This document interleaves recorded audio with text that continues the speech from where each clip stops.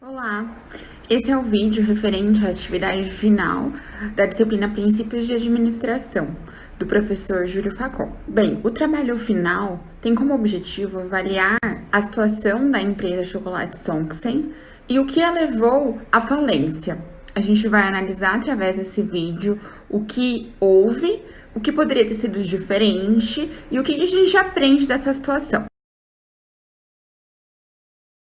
Para iniciar, a gente vai falar um pouco sobre a Chocolate Songsen. Ela foi fundada em 1887 por Alfredo Richter, em São Paulo, e ela inicialmente se chamava La Bonbonnière. Depois da sua morte em 1904, a empresa foi herdada por sua esposa, chamada Alvine Songsen. Nessa mesma época, Alvine decidiu que deveria vendê-la e a vendeu para John Fallhammer, que a comprou e continuou com o sucesso da companhia.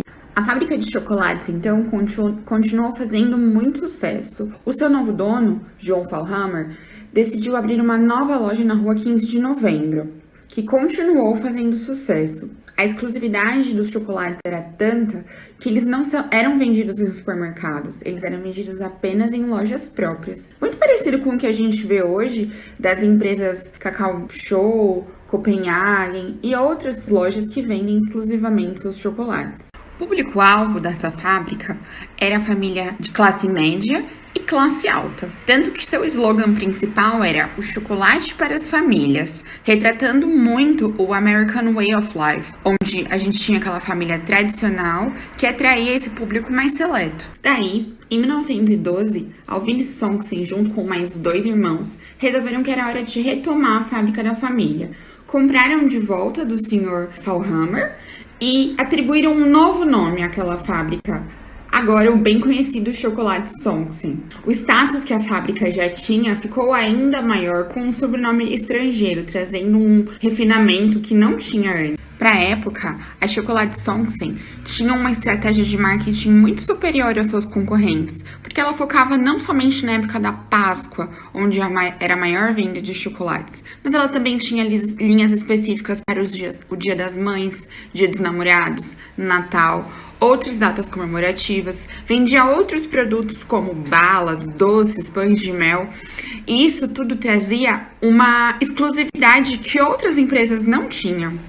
No entanto, pouco a pouco, a Chocolate Songsen veio perdendo espaço no mercado, visto que concorrências foram abertas ao longo do tempo e elas ofereciam produtos mais baratos e mais fáceis de encontrar. Um dos motivos principais para a Songsen ter entrado em declínio foi que só havia uma distribuidora no Rio de Janeiro e poucos vendedores em São Paulo. Além disso, havia um problema logístico muito grande, tornando muito difícil o escoamento de 25 toneladas de produção de chocolate. Isso tudo tornou a Chocolate Songsen muito difícil de conseguir e perdeu muito dinheiro por causa da pouca distribuição de seus produtos. Finalmente, em 1970, a empresa foi à falência. Um dos motivos já foi citado, que eram seus problemas logísticos. No entanto, outro problema crucial foi que os herdeiros perderam interesse na companhia, de forma que a mudança de gestão gerou uma perca de feeling no mercado. Em 1977, a empresa pede uma concordata e a empresa Falck, que era concorrente e acionista, assume os seus negócios. Embora a Songsen estivesse em grandes problemas relacionados à distribuição, ela ainda tinha 30% da fatia do mercado brasileiro de chocolates. Tinha 150 produtos em seus catálogos. Em 1983, a Songsen deixa de existir junto com a Falck, que havia comprado. Bem, após a gente entender sobre a trajetória da empresa, vamos falar um pouco sobre a parte 2, análise da falência da empresa. Primeiro, vamos falar sobre o modelo de Canvas elaborado. O primeiro tópico analisado foi os segmentos de clientes. No caso da Chocolate Songsen, eles tinham como objetivo pessoas de classe média alta e de todas as faixas etárias, especialmente famílias no padrão American Way of Life, com foco em jovens e crianças. O segundo tópico é a proposta de valor. No caso do Chocolate Songsen, o que ela entregava eram doces finos, superiores aos chocolates encontrados na época, com exclusividade, em sabores diversos e outros tipos de produto e linhas específicas, como linhas de Natal, linhas de Dia dos Namorados e assim por diante. Terceiro tópico, canais de acesso. Bem, naquela época, os canais de acesso disponíveis eram muito inferiores do que a gente vê hoje. Então, ela utilizava o que ela tinha à sua disposição, como lojas próprias, propaganda em televisão, anúncios em jornais. O próximo tópico é o relacionamento com o cliente. Fica claro, analisando a trajetória da empresa, que ela criou um ambiente aconchegante que dependia da interação humana. Ela poderia, na época, ter utilizado, por exemplo, vendedores porta a porta ou colocado distribuição em outros canais, como em supermercados. Porém, ela optou por manter um padrão de proximidade com a interação humana, o que dependia de atendimentos presenciais em lojas próprias. O quinto ponto, modelos de receita, era baseado em vendas de doces em geral, com o chocolate como carro-chefe, porém tinha outras linhas de produto como balas e produtos sazonais. Sobre o tópico recursos principais, podemos elencar alguns, entre eles a fábrica ser em terreno próprio, o que diminuía as despesas com aluguel, por exemplo. Além disso, haviam funcionários, maquinário, receitas proprietárias, nomes de produtos registrados, então alguns dos seus produtos tinham os seus direitos resguardados, e as suas próprias lojas. O sétimo ponto do Canvas trata sobre as atividades principais da empresa. No caso da Chocolate Songsen, temos duas atividades principais: a produção dos doces e o atendimento aos clientes. Oitavo ponto, parceiros principais. Bem, numa fábrica de chocolate, os produtores de cacau, eles eram fundamentais. Além disso, havia uma parceria com uma distribuidora no Rio de Janeiro. Por fim, o último tópico analisado foi a estrutura de custos. Neste tópico específico, nós temos apenas um custo variável, que é o custo da matéria-prima, que pode oscilar ao longo do ano. O restante dos custos analisados são todos fixos, entre eles os salários, o transporte, manutenção de maquinário e propaganda. A análise do Canvas nos permitiu verificar alguns pontos fortes deste modelo de negócio. Sobre a proposta de valor, temos dois aspectos importantíssimos para o sucesso da Songsen. Foi a variedade de produtos e a qualidade deles era totalmente superior aos que eram oferecidos em outros locais. Além disso, o fato da Songsen ter segmento de consumidor muito bem definido, ela sabia para quem vender, fazia com que o relacionamento entre a empresa e o cliente fosse muito bom, porque ir até a Songsen trazia mais do que uma experiência de compras, ele trazia um ambiente familiar, uma experiência de bomboniere, um modo de gravar mais fundo nos seus consumidores o slogan de um chocolate para as famílias. Sobre isso, nós podemos analisar a teoria do Golden Circle dentro da Songsen, porque ela era um bom exemplo de uma empresa que começava de dentro para fora. Isso significa que ela tinha um propósito muito bem definido. A partir disso, fica fácil identificar os pontos fracos. Entre eles, o principal, sua logística.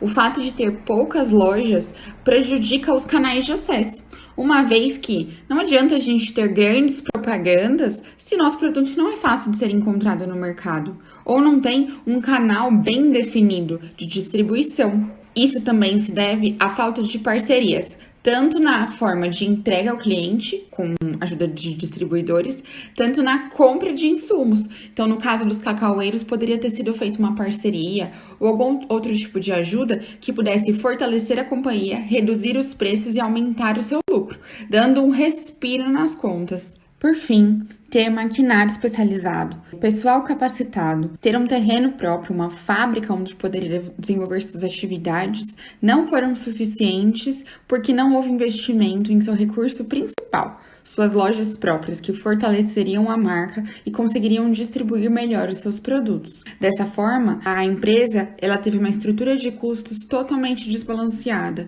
com déficit, perca em cada um dos produtos vendidos. Em outros casos de falência, nós vemos que o problema das empresas foi ter expandido seus negócios antes de estarem preparadas para isso. No caso da Songsen, não foi isso que aconteceu. Foi justamente o contrário. Ela perdeu as oportunidades que teve de expandir o seu negócio e aumentar a sua participação no mercado. Deixou o tempo passar. Analisando todo esse panorama, é praticamente impossível definir apenas um motivo que causou a falência da Chocolate Songsen. Podemos também destacar que a mudança de gestão entre sócios e herdeiros provavelmente contribuiu grandemente com a perca do feeling do mercado.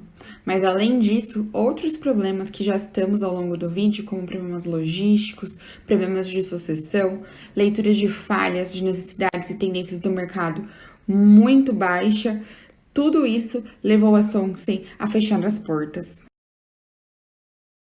Bem, depois de fazermos a análise da falência da empresa, o grupo fez uma nova análise para um caminho alternativo. Utilizando o método SWOT, fizemos uma análise primeiramente dos pontos fortes.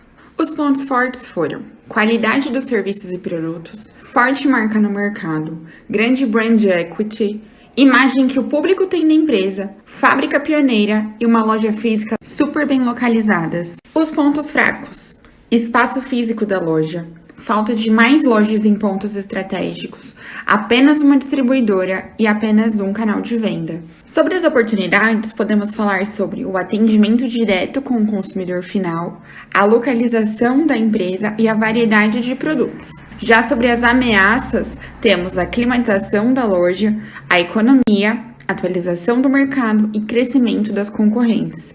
A análise estratégica do caso da Chocolate Songsen, feita por nós do grupo, nos mostrou que era possível que eles alcançassem uma hegemonia no mercado. Uma das estratégias seria fazer uma atualização do mercado.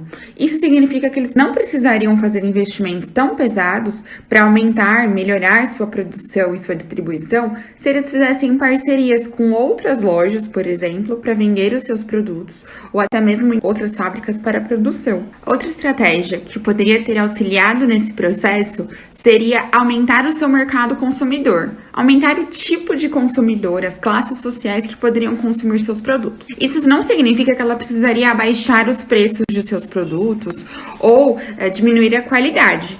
Porém, poderia ser criada uma marca B, como nós chamamos hoje, como, por exemplo, grandes marcas de chocolate, como a própria Copenhagen, que tem uma segunda linha de seus produtos com valores mais acessíveis, não com menor qualidade, porém com valores diferentes. Assim, eles conseguiriam ter acesso a novas camadas de consumidores. A partir dessas duas primeiras estratégias mencionadas, a Chocolate Songsen poderia ter subido a um novo patamar. Poderia ter investido em maquinários mais modernos, poderia ter investido em um novo sistema logístico, poderia ter investido num novo sistema de informatização que pudesse auxiliar na distribuição, enfim, em todas as etapas do seu processo.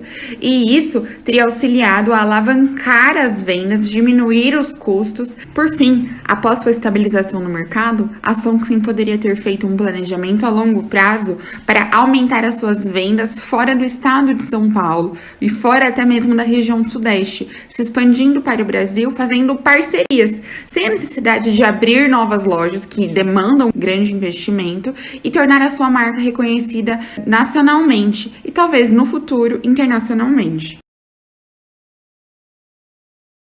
Dessa forma, esse trabalho de princípios de administração nos ensinou como analisar estrategicamente a trajetória de uma empresa, como fazer uma análise através de ferramentas como o Canvas e o SWOT, e nos ensinou também alguns outros princípios de administração.